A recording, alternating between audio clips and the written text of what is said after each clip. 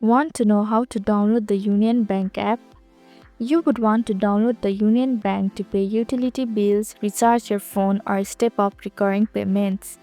Hello everyone, I'm Jasmine from Online Help Guide, and today I'm going to walk you through the process of how to download Union Bank app.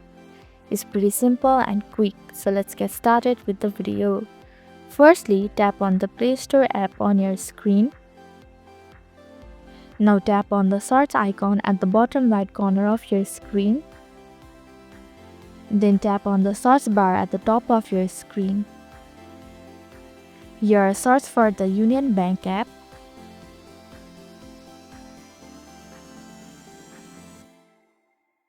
Here you can see the Union Bank app at the top of your search result.